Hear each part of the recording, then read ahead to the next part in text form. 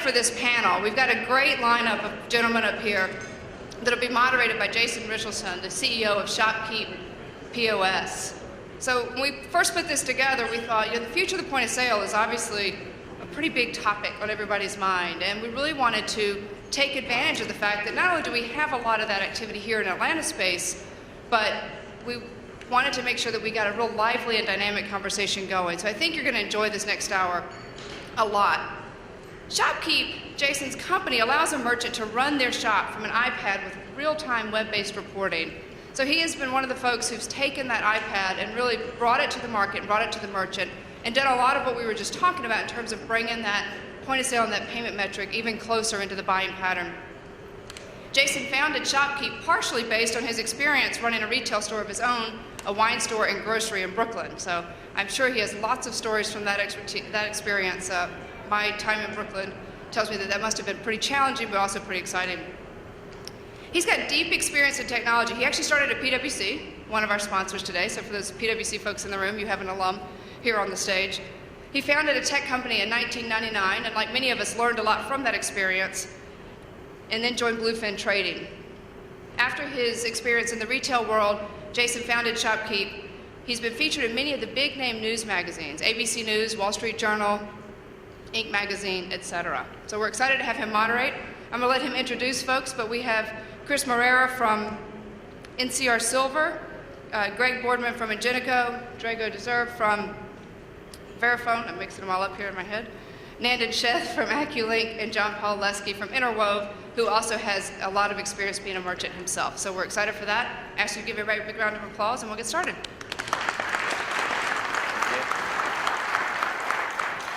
Thanks, everyone. My name is Jason Richelson. I am the founder and CEO of ShopKeep POS.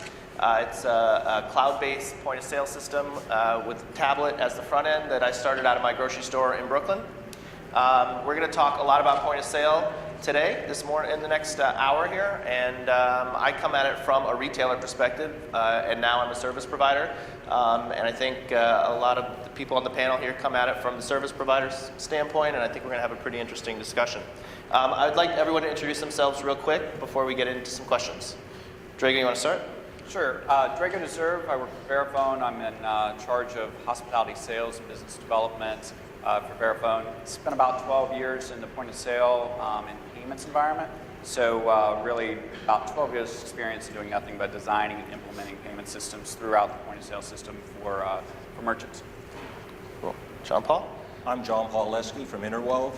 And a little bit of a history. I had 26 years working my way up through the ranks of AT&T and Bell Labs. And then, when Richard showed that blue screen up there, when the logo changed with AT&T, I decided to take an executive retirement and started a consulting firm in 1996. From that point, I worked with a lot of different large companies, startup companies, working on bringing new and innovative technologies to the marketplace. The last 5 years, I've been focused on PCI compliance, managed services of security services, energy management, with a focus on level 4 merchants. Today, it's we talked about all the big people with the Walmarts and Targets, etc. And our level 4 merchants are suffering out there in this technology. So my job is to help them get through it. And it's a pleasure being here, and thank you. Nandan? Good morning, Nandan Sheth. I'm one of the co-founders of a company called Acculynk, based out of Atlanta. We're on that map that you guys have all seen. Acculynk is a company that enables online PIN debit transactions.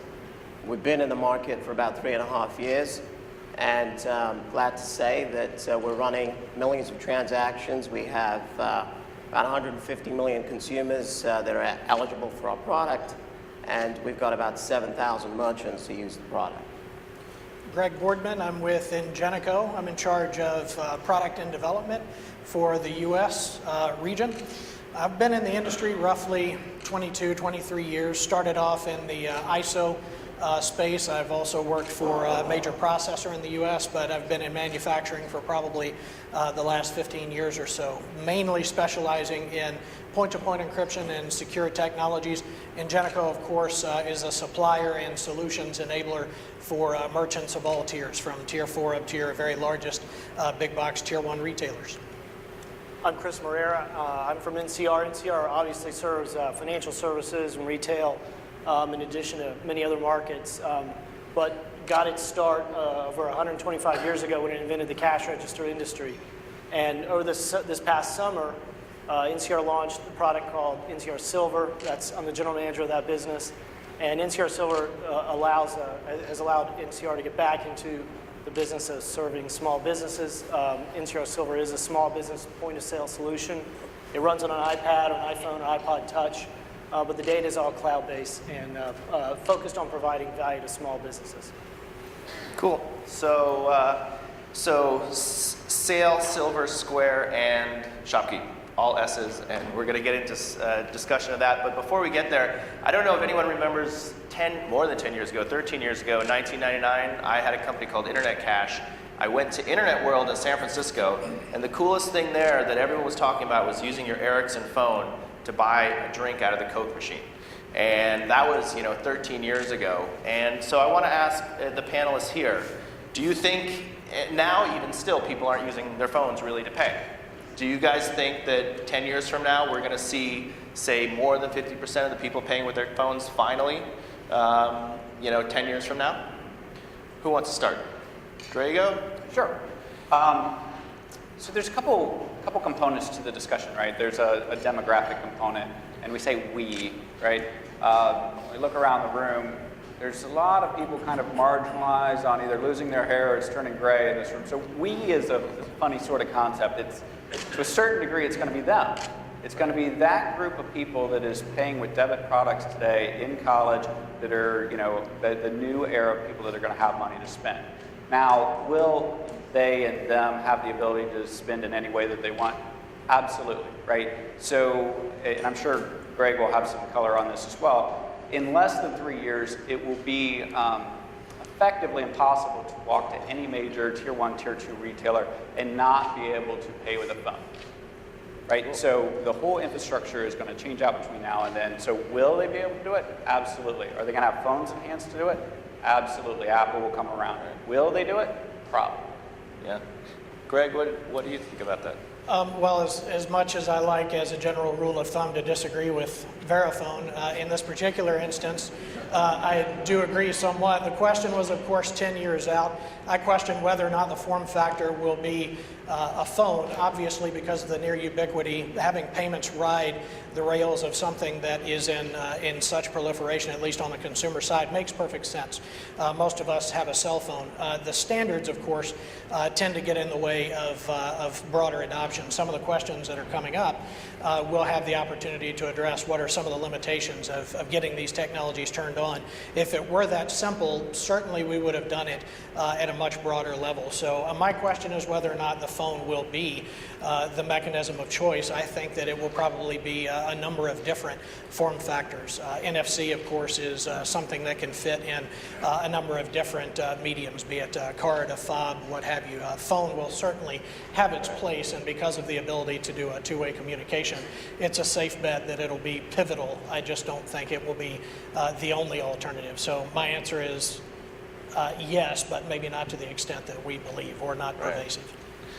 Chris, what do you think with your I think experience? that time range certainly, we'll have figured out a lot of the big obstacles. There's a lot of obstacles, obviously. Making the experience for the consumer has to be super simple and easy because, I like to say, I have a mobile wallet today and it's right here and fits into my back pocket and it works great, right? I can pull it out, can swipe my credit card. It'd be much faster than opening an app, typing in a PIN, and then using my phone to pay. That obviously takes longer, so consumers are going to continue to use what's the easiest thing. The other thing that we have to overcome is obviously point-of-sale integration, something Jason and I do very well, which is that it's not easy. So as much as the mobile wallet providers want that to be a mechanism to pay, at the end of the day, it's the last mile of getting integrated to the retailer's point-of-sale system that's got to be key. But over that spectrum of time, I think we can probably overcome that, and probably 50% penetration sounds reasonable. Yeah, I think the acceptance is a big part of the problem, and getting it to the 10 to 15 million point-of-sale points out there. Do you have any thoughts on that, John Paul? Well, I view it as about, in 10 years from now, I look at it as 40% will probably be paying using some type of a smartphone, a wallet. 40% will still be plastic, and 40% people are still going to pay with cash. Yeah. And again, it's going to be based on the demographics, something like Drago mentioned. I have an 84-year-old mother who doesn't even have a debit card yet, doesn't have a credit card. Right. That demographic is going to stick with cash or credit cards. The other thing that's going to play a big influence on it is what business. The Apples, the Walmarts, again, the Targets, they're going to have the technology out there where you can pay with a wallet. The medium to small business, it's going to be a long transition for them to get to that technology whereby consumers are going to be able to use that wallet that they have in their pocket. So again, I just say it's going to be 40-40, somewhere in there, and 20%. And do you have any? Yeah, it's kind of interesting when you get a bunch of payments guys together that the conversation kind of evolves to form factor, infrastructure, acceptance. Yeah, that's my next question. I think that's great, but I think the battle is going to be one where there's a real call to action for the consumer. Right. And what's going to drive that call to action? For me, my wife and my 60-year-old uncle to use mobile as a replacement for credit card or debit card. So I think that's really important. And I think we need to start thinking about adding value, not just in the exchange of funds. I think that's done. And I think that's just incidental to the transaction. We need to think about how do we add value to the discovery and the post-sale process, including the tracking of consumer loyalty and such things. So I think the drivers to me are going to be different. I don't think they're going to be technical. I think they're going to be which players out there solves the consumer problem and calls for the action from the consumer. Yeah, I mean, the reason I use my Starbucks app on my phone to pay all the time is because every 2 weeks I get a free postcard in the mail for a free drink, which is apparently supposed to be coming into the app now. And it is actually just as fast to pay with my Starbucks app as it is with my credit card at Starbucks, and it's a pretty exciting tool. So that brings up the next question, which is, QR codes or 2D barcodes. They work. Starbucks is doing it. Square is beginning to do it at Starbucks, and Level Up is doing it. I use it every day pretty much at Starbucks. So what do you guys think about QR codes versus NFC versus check-in payments? Actually, that's the third one, which is also starting to work with PayPal. In fact, we have PayPal integrated for check-in payments into ShopKeep. Do you guys have what do you guys think how that's going to fall out? Drago, you want to start again? Sure. So there's a big difference between the mechanics of a QR code transaction and an NFC transaction. And so when we start talking about QR codes, it is an interesting presentment methodology in the sense that, okay, I can present different data. I don't have the infrastructure problems in order that I have with NFC and with other pieces and parts. But it's very limiting, right? And so it's not limiting by, the concept of what you can do with a QR code, right? I can share Greg's contact information, which I've done a couple times. But but it is limiting on the amount of data that I can share. And so if I want to go into a Publix and present all of my coupons, how am I going to do that with a QR code? I'm going to have to hold my phone there for 5 minutes and go ding, ding, ding, ding, ding, and then scroll through the receipts. It's not going to work, right? So the NFC technology is going to enable the passing of rich data back and forth when, hopefully, I want it as the consumer, not when necessarily the merchant wants it. Are you guys building NFC readers into your terminals? Every single terminal. I'm sorry, NFC QR codes, so barcode readers. So two things, right? So, Paydiant, Level Up, and some others, right, in the way that they do it, right? So Paydiant presents a QR code. Right. Everybody has the ability to present a QR code, and we're pairing QR code readers with our technology to bring in the information into the terminal so that we can normalize that before passing it over to the point of sale to extract out the complexity of dealing with yet another peripheral. Yeah. Greg, do you have...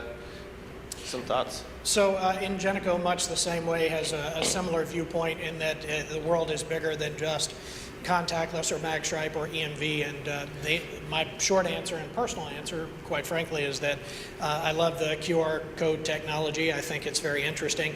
Much the same way we talk about demographics driving the consumer behavior, I think that's a driver there as well. I've used the same Starbucks app, and I got on board in the early going because in order to talk about them, I like to actually use the technology. Getting everything connected on the back end as a consumer, quite frankly, wasn't very easy.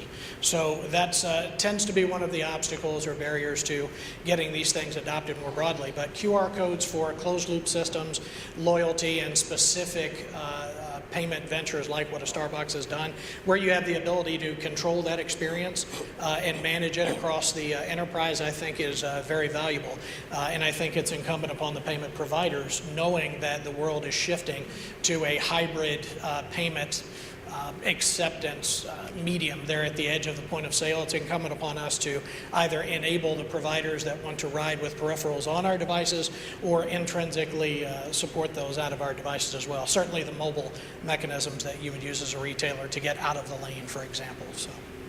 Okay.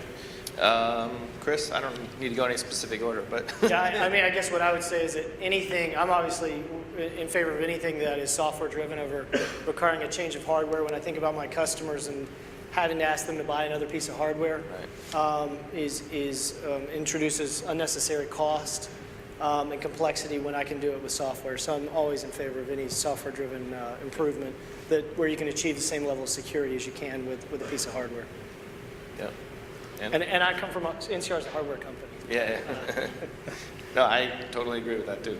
I really, I mean, I mean this very genuinely. Who cares? I mean, it Right. really doesn't matter. I don't use Level Up because it's a QR code-based technology. Right. I use Level Up for the reasons that I gave earlier. So the question to me is, I have a MoneyPass card in my wallet. I've had one for years.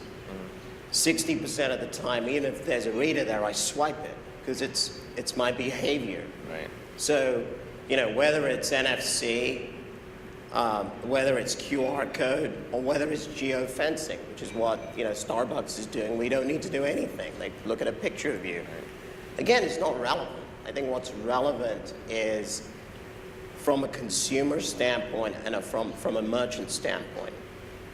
How do you help connect the dots? And how do we as an industry transform into a realm where we're adding value for both sides? And as long as we add value for both sides, I think, you know, I think it's going to be split across the technologies, actually. I think all those technologies are going to work and are going to be available. Well, I think that brings up an interesting thought right now, which is, I mean, is there a tipping point maybe? If Starbucks, the QR code scanning at Starbucks, if Level Up and these guys really start getting some traction and people start deciding, well, I'm going to put QR code or 2D barcode readers into our products, does that all of a sudden make everyone go towards 2D barcodes and not so much towards NFC? Do you want to take that? Well, there's a bigger issue than all of us, okay? And the issue is the regulatory compliances and what Visa and other compliance committees are putting out there.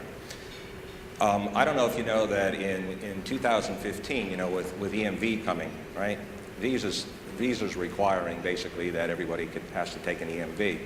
And if you don't take an EMV, it's going to be fine. However, there's a liability shift. Right. And who's going to own that liability if there's fraud? Right. So POS vendors and POS manufacturers and businesses like yourself who's putting this out in the market have to say to myself, well, do I have to go and now have something to accept chip and PIN?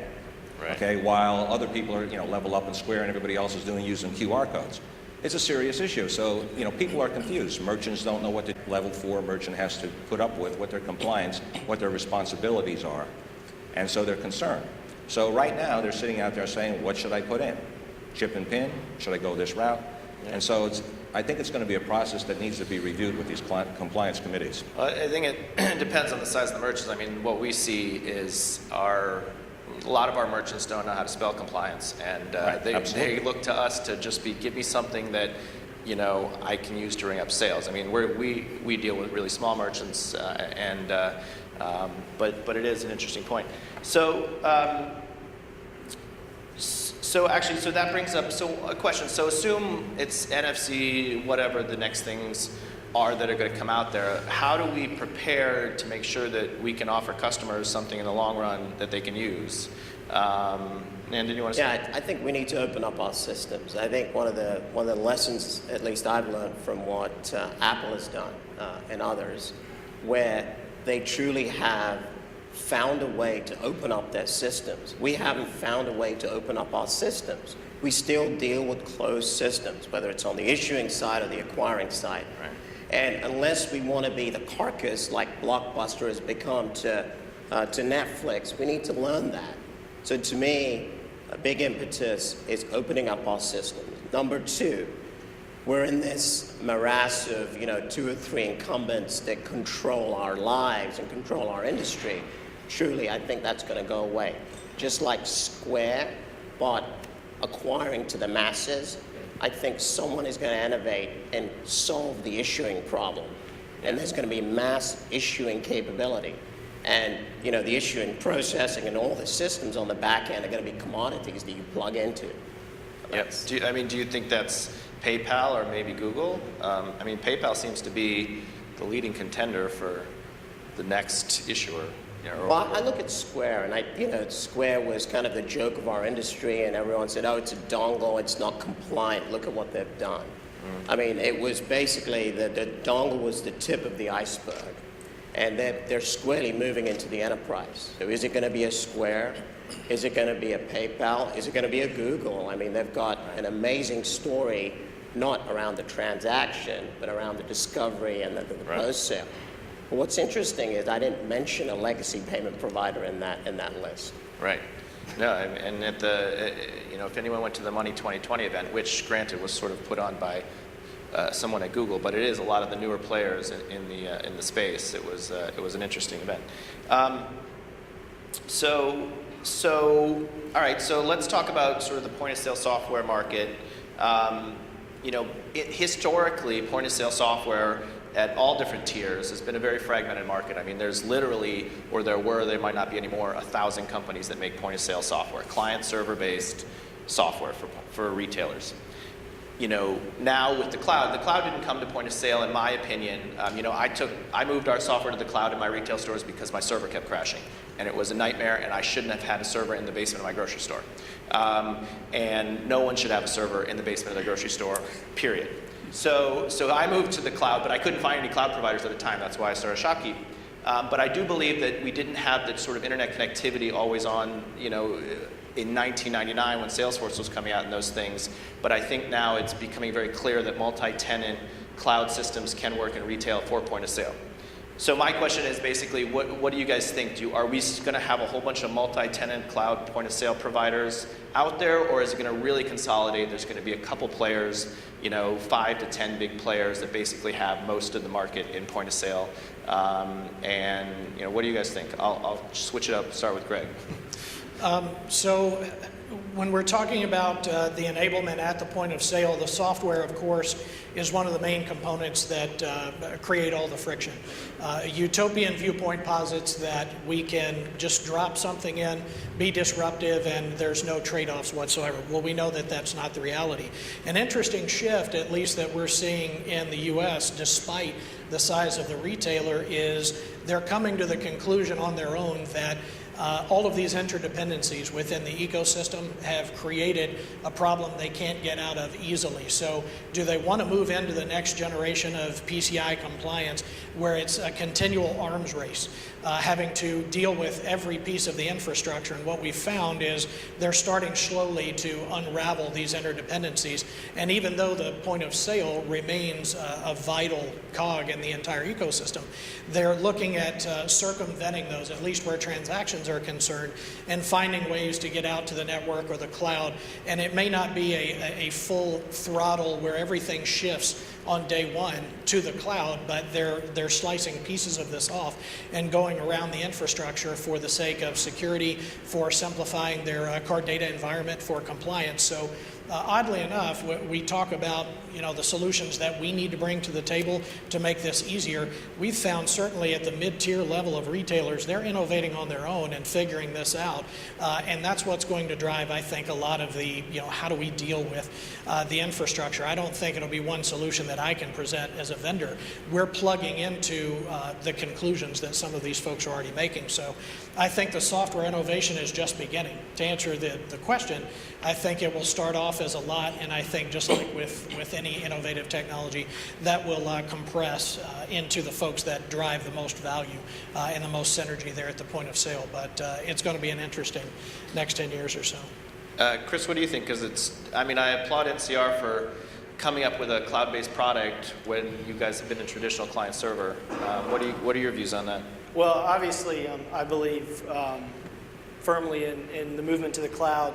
NCR has many point-of-sale solutions that are not that, right? That have been that are deployed in Windows terminals and ship many of those every year. But clearly, especially in the lower end of the spectrum, in the small business space, the cloud allows us to do things very easily that are much harder in a Windows world, or when something's at the store. You have servers and lots of software on terminals. So moving everything to the cloud is what we've done with my product, and that eliminates a lot of waste. It allows to extend interfaces to the customer to set the system up himself instead of paying thousands and thousands of dollars to someone to do it for them. And so clearly that is the movement. If you're building a point-of-sale solution today, you're starting with a cloud-based system. That's just the facts. How that begins to ripple through to larger retailers and larger tier one type companies remains to be seen, but that's the way any solution is going to be architected beginning today. I think that there are always going to be needs for different solutions for different business types, not only verticals, but also sizes of businesses, because there's just different requirements.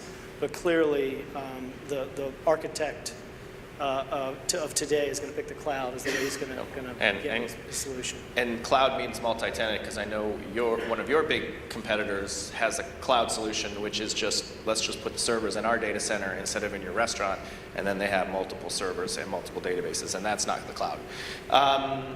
JP, do you want to? Sure. I think everything's going to start to move toward the cloud. If you look at your typical QSR restaurant or small business, if they had 4 workstations, the average to install a POS with a client server was typically anywhere from $20,000 to $24,000. Yep. Big expense. And right now we're getting a lot of requests that people are saying, like yours. Hey, I have this iPad. I could put this in for $2,000. I could put it in, However, the concern, again, what they look at is to say, how much manageability do I have? Is my data secure in the cloud? Do I have access to that data? What happens if I lose my DSL, right? What do I have for backup? Can I run my business because it's not in-house now, it's running on the cloud? Right. The security issues, again, become an issue. How is it going to be managed? Can I interface and put my other peripherals, i.e. an energy management system or security cameras? How is that going to interface with this new type of POS and, again, being in the cloud? But they're all excited about it. They want to go that route because they know over the next couple of years they have to transition out of their traditional POS, and they're looking forward to it. But there's a lot of work that needs to be done, but I think that's the future.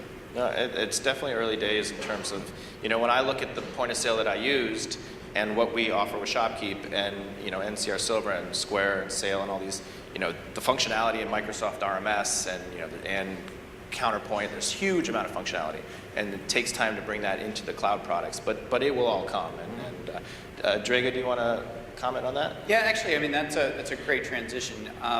When we start looking at the cloud and some of the effects of it, right, is that I can take an iPad, I can walk around, I can truly help people solve their business problem or their consumer problem, their retailing problem, right where they're at, right? Oh, you like those jeans? Great. We don't have that size. You want me to order one right here and have it delivered to your house? You'll have it tomorrow. Bam, it's done, right? So I think that the impact of the cloud is actually a pretty interesting thing for products like a Global Bay, and which is a company that Verifone owns, to be able to truly take that retailing experience out to the customer and allow them to purchase in the way that they want to at that point in time. And to close sales, ultimately it's a tool to sell more goods and merchandises and services. Nandan, do you want to comment? Yeah, I would say what Chris is doing, what you're doing, solves a real problem. We're moving to the cloud. I think it's happening. It's going to be hard to stop. Yeah. The big question to me is if you look at what Walmart is doing with MCX and the larger retailers, they're moving in that direction due to their fear of who controls that data, right? Right. So to me, the move in the cloud is real. To me, it's a new class of payment. How is it going to be classified? I've got my card data in a wallet, and I'm transacting at the point of sale. It's at a point of sale, transaction, card not present. Right. But the real question to me is going to be the big data and the fight for the big data.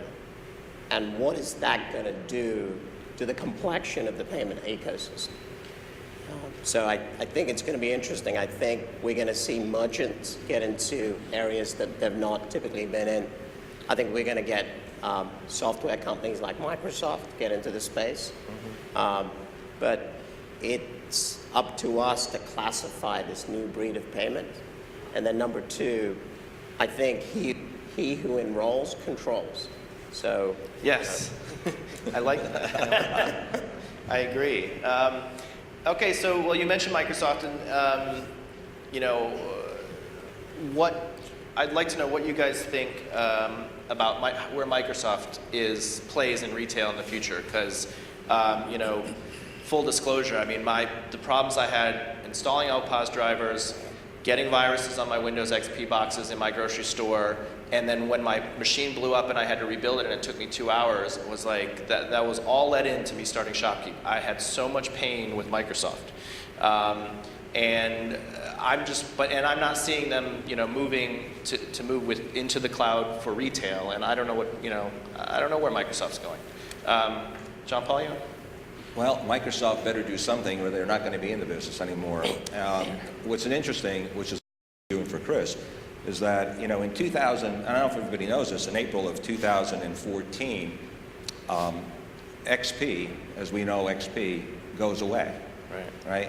It's not compliant any longer. Right. So what does that mean to everybody? Well, anybody that's running a traditional POS, that was basically Microsoft-based, running XP on their back office is obsolete. Yeah. POS vendors right now are starting to do transitions and migrating over now to, Windows 7. And the interesting point is that not only the operating system, but the terminals ran on XP Embedded. XP Embedded expires in 2016. Okay, so basically now your whole POS is obsolete. And so there has to be a transition of that. And like I said, the POS vendors are starting to do that, but let's look at the costs associated with that. Everybody knows changing out an operating system in Microsoft, it's a nightmare. So how do you take an existing business, and then shut it down, saying, now I have to upgrade to Windows 7? Most likely, the servers that they're running on from a hardware perspective don't have the processing power to run Windows 7 or Windows 8. So now they have to go and they have to migrate to something new. Yeah. And what will they migrate to? Probably going to an iPad or a different function like you did. So I think Microsoft needs to step in, whether it's with, whether it's at their Surface or whatever they want to come out with, going forward. But they're going to need to do something. But it's great benefit and opportunity for you guys right now, that are taking that, using something else other than Microsoft. Yeah, I think so too. Drago, since you make hardware that has to interface with Microsoft OSs, what do you think about that? And you probably and Greg have a good insight into that. Yeah, so Microsoft is the anti-Apple, right? And Apple's the anti-Google. So so I don't know what that means, but if you look at Apple today and you say, hey, guess what? I'm trying to install and manage and support an Apple environment in a true enterprise level solution. It's difficult. It's not difficult with a small d, it's difficult with a big D. Right. I mean, I don't know if anybody has tried to do this in this room, but there's a lot of hoops and barriers to that you have to go through. Now, Apple's a little not necessarily the best company to do business with from a partner perspective.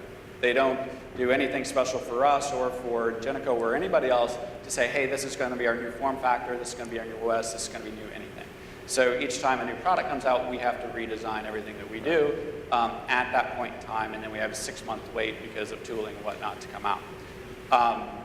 So if I'm the anti-Apple, how do I change that? Well, I come in, and not to say that Microsoft is doing this or not doing this, but I get ahead of the curve on everything I do, everything. And so, is Microsoft easier to work with? Absolutely. Right? Why are they dominant in this point of sale market? It's because they're easy to work with. They help us. They get along, and they facilitate distribution and the mechanics of it. So, are they going to be a major player? Yes. I mean, you look at the technology and investment that they're putting into their own retail stores. That's going to go about and be implemented in a variety of other places.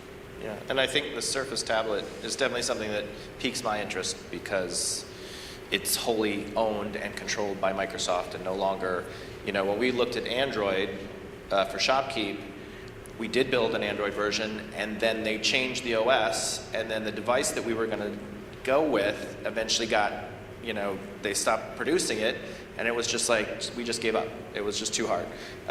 Greg, do you have any comments on that? Yeah, I would just simply supplement what Drago had said by mentioning that, whenever we go out to retailers and we're enabling them for a mobility strategy, you get into these near religious debates about, Windows versus iOS. And typically at the lower end where you have less bureaucracy, less decision makers, you can be more nimble as a retailer. iOS is an easier fit. Form factor, I get into that argument a little bit because if you're talking form factor changes, well, you look on the Windows side of the ledger, you can, point at Dell Streak, for example, as a tablet that, went out of business. When you have a vast majority of the market share, at least from a tablet viewpoint, there's less of a risk from form factor change than there might be with other devices that are nibbling away at, that smaller percentage. But in terms of where they're at in retail, Microsoft hasn't gone anywhere, and in fact we're seeing it dug in deeper than ever, and we know for a fact that Microsoft is reaching out to a lot of the larger retail clients, and they're looking to do some very innovative things on the tablet side. Surface is just one of those potentially, but they have partners that enable point of sale, build for purpose tablets and point of sale, and I think they're going to make an extraordinary push in 2013. All right. Nandan, do you want to follow up? Sure. Squandered opportunity comes to mind. Yeah. When you're on 95% of PCs and you've got the interface in your control, it just baffles me how you could mess it up, right? And I don't think they're going anywhere. I think they kind of feel like MasterCard. Every time Visa changes a reg, MasterCard follows. It's a Me Too strategy right now, right? I don't think they're innovating in the retail space as much as you'd expect them to. But having said all of that, you can't write them off because they have a huge incumbent base. And under the right leadership, they could emerge. Yeah. So actually, to tack onto that just 1 second, MasterCard's a great example of a company that has followed suit. In the post-Durbin era, they grew their debit card volume by something like 300%. And it's sickening how well they're growing right now in comparison to Visa. So Visa's actually in the fighter seat to that. So Microsoft has never been the leader, right? They've never strived to be the first. They've strived to be better than the guy that's already strove there. So I'm not writing them off. I think that they're going to be a great factor in the industry to come. Yeah, I think so. Jason, I think I'm sorry. That's right. Again, NCR ships over 100,000 POS terminals a year, and they all have Windows on them. But the platform is incredibly complex, Right. and has serious security issues, and it's very expensive to secure that platform for a retailer. Yep. And I think that's why more and more you will see a momentum towards not just iOS but Android as a POS development platform of the future. I can certainly speak to where money's going within our company, and I think that when you talk about a consumer device like an iPad, that's what my product and yours get deployed on, and I think that's great. But there's probably always a need for a retail or hospitality hardened piece of hardware that is built for that environment, that is purpose-built for a point-of-sale terminal. And what that has running on it, but we can't run iOS on that, right? That's not an option. So then you basically have Android or Windows. And I can tell you that, again, the architect today, the hardware architect, is going to probably lean towards something not Microsoft because of the complexities. With that said, I mean, it's obviously, it's the dominant ship share in that industry today, and it'll take a long time for that to change. Right. But I certainly know more and more investment is going to go towards alternative platforms. Yeah. And just one tip. It's the open system versus the closed system again, right? I mean, Apple outsourced innovation by opening up their system. So, I mean, I think that's going to be interesting. Yeah, I think it'll be interesting to see. I have no idea what's going to be in the future there. All right, so one more question before we'll take questions from the audience. And basically, you know, we had mentioned Square before, but I do want to bring up Square and get everyone's thoughts on that. You know, Square has a very functional point-of-sale system. They are adding features to it, surprising me that they're going into the space that they're going into, because they started in just taking payments in that 26 million, you know, individual businesses that they wanted to go after. How far up the chain do you think Square is going? What do you guys see? What do you guys hear? What do you guys think? You know, Drago, you want to start? I mean, so if we compare a couple different industries, right? Google gives away services for data, for the access to the data, and for really kind of information that comes into their system. And they do it for free, right? So Square in this point of sale model is, you know, to your point, right, is giving it away for free. So at what cost? Right? This can't be free, right? It's free with a cost. So, you know, it's an interesting position to be asked this question, but at the end of the day, I kind of go, they have 400 developers, I think that you told me, working on their point of sale system. 400 developers, that would be somewhere around $80 million a year that they're investing into this point of sale technology. Right. That might be bigger than what NCR is investing on a year-to-year basis on just their core point of sale technology, because they don't have to, because they built it already. So are they going to be a factor? Absolutely. How sustainable is that business? I don't know. I mean, and at what cost is a merchant going to have to pay with data or information in order to get that free system? John Paul?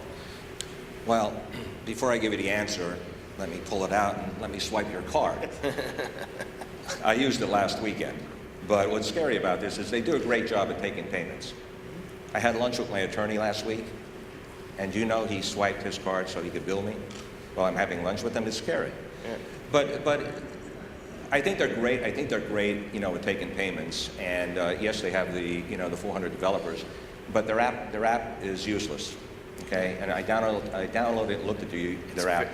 They have great developers and great innovation, but they really lack the business acumen right now of what really businesses need out there. Yeah. And the other thing, the other big fault that they have, if they don't change it, similar to Level Up and a lot of these new innovative technology firms, there's no online support. Right. Everything is supported via email. Now, if you're running a business and you have a POS system that your business relies on, you better be able to talk to somebody live. Yep. Okay? And they don't 7 days have, a week. you go on their website, look at it, look at their reviews. The reviews are saying, you know, Right. I can't talk to anybody. And you look at all these new companies, there's no live support. Very important point. I think what's going to happen to them in the end is that they're collecting data. They're collecting all of this data, right? They're going to do something with that data.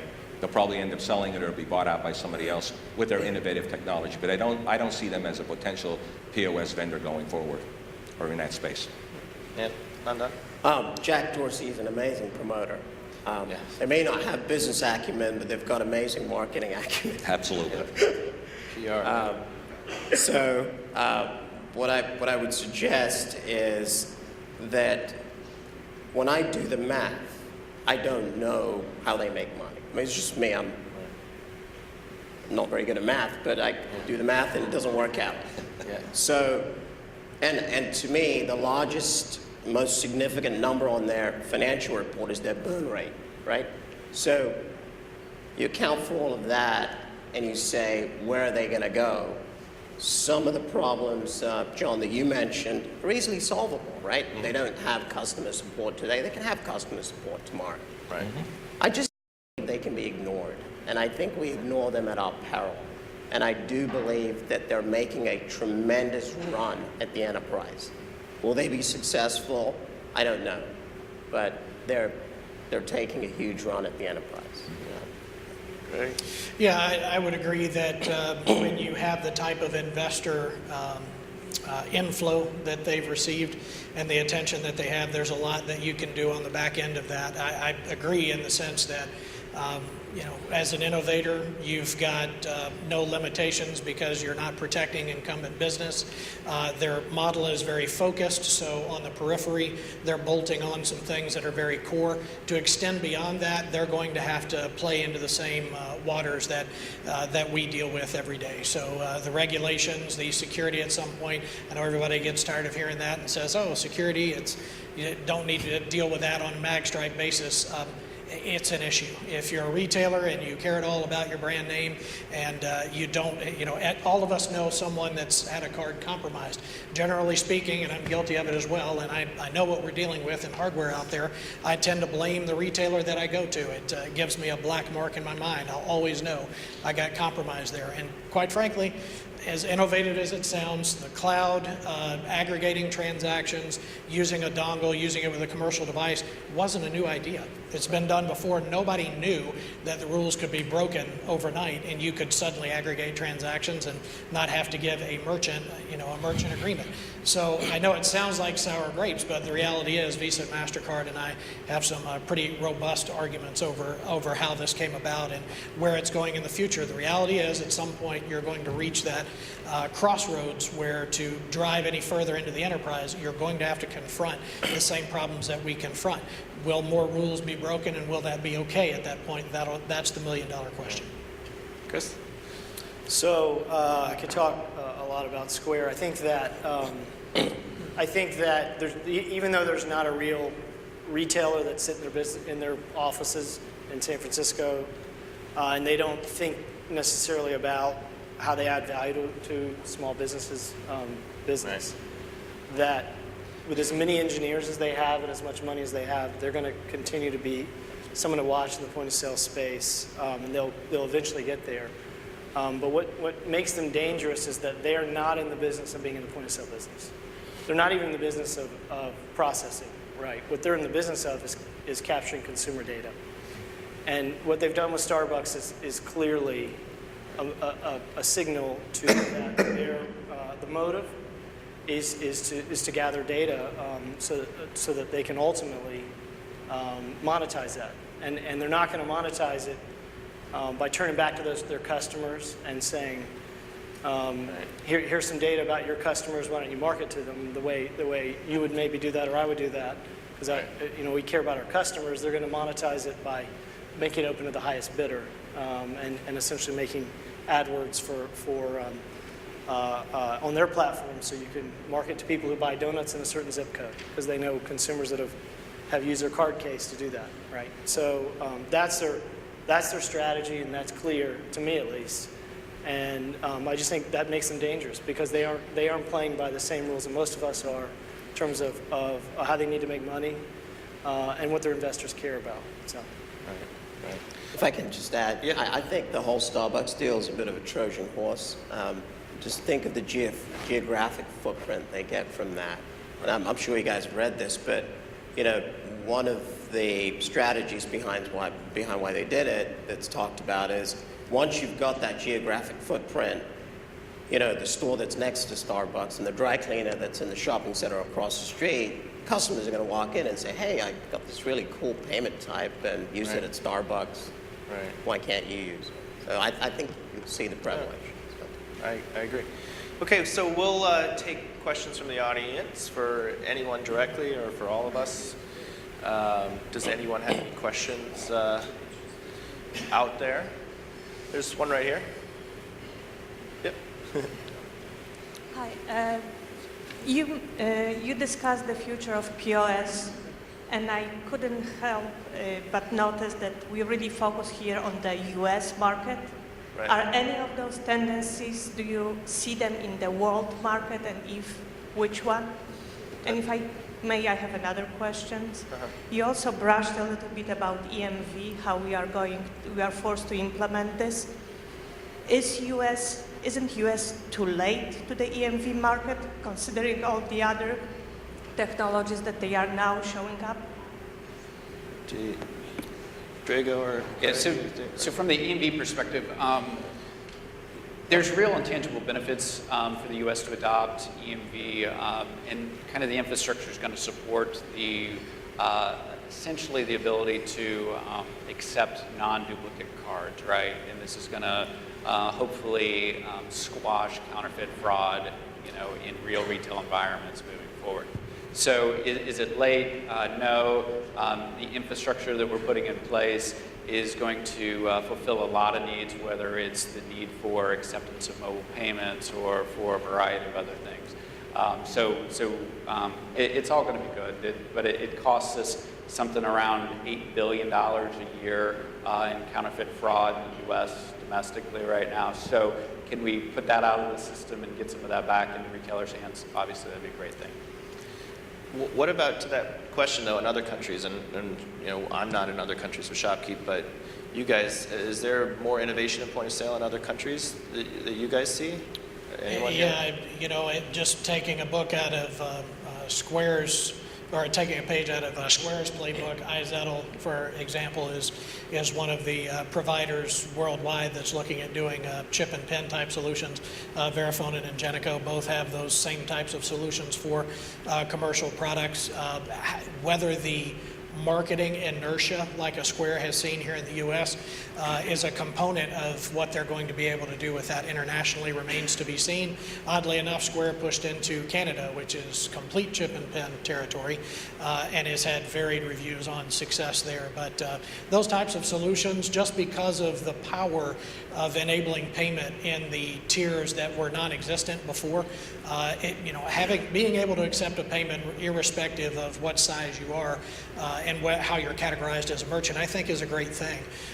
And you'll see more of those innovations, but I think what we did witness with companies like iZettle that have gone into chip and pin territories with those solutions, they have been challenged on the security front, where in a pure magstripe geography, you don't have those same challenges. So I think that is an interesting point to take away, is that once chip and pin, or EMV rather, I get carried away with calling it chip and pin. Yeah. Once EMV becomes pervasive, those types of enabling technologies will have to play by a different set of rules, because it is much more tightly managed. We just won a deal in India to enable 200 million plus debit cards without technology. And it's a new world. And what we found kind of fascinating is it's kind of like how some of the emerging markets moved to mobile, because their POTS technology or landline technology wasn't there. Similar way, it's amazing, India has less than 10% of their merchants are enabled with debit and credit processing. So I think those markets are going to leapfrog naturally to a more innovative, to a more ubiquitous and easy to use technology like mobile. So mobile as the point of sale, I think, will be readily accepted in those markets. I think so. Question right here.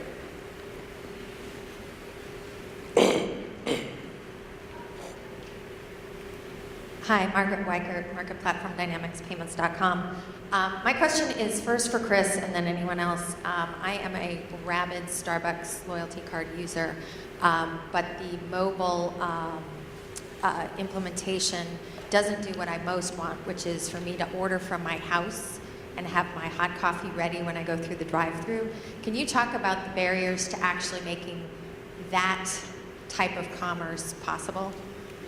Well, part of the complexity again has to do with the numbers of point of sale systems that are out there, right? So there's literally hundreds of point of sale providers. And then there's many functions. So you're talking about web ordering. Online ordering is a whole different application. I think we were talking earlier about there's a server usually in the store sitting there in a traditional point of sale solution that order then has to come into. And it's not trivial to interface those two things together. So unfortunately, that's kind of the complexity of today's world and all the systems out there. And by moving to the cloud, everything to the cloud, we're absolutely able to fix it in a much more rapid fashion. So again, the type of power we're giving to a small business user in terms of a point-of-sale solution, you can have up and running in less than an hour. Would traditionally take hours and hours and hours in an old-school model with servers and point-of-sale terminals. And that's what a product like mine, or Jason's for that matter, provides a small business owner. And once you have the data in the cloud, now I can send an order from an ordering system that's cloud-based into an NCR cloud that creates that order and then pushes it down to the store where it can kick out on a kitchen printer to be fulfilled, right? So that's back to the power of this, moving everything to the cloud. I mean, the processing industry obviously been a cloud-based industry for a long time. A lot of the people in the room understand that, but it just wasn't the case for point of sale. And that made everything much harder. We're launching a series of APIs in the first of 2013 that will allow third parties to interface to our systems as well, and start adding a lot of value in the same way that Salesforce taught the CRM industry a lot of lessons about moving from that kind of technology to cloud-based, and the power of that. That's absolutely what the cloud's doing for point-of-sale solutions. Will make that type of scenario you have much easier. As long as you can get the $8 an hour workers to get it done for you, because they have to serve all the people online. I actually believe from running my own stores that a lot of the problem is the production, it's not the ordering. You can order as much as you want, but unless you're going to have two baristas in some of these places to handle all that overflow, and then when it gets slow, you have two baristas on.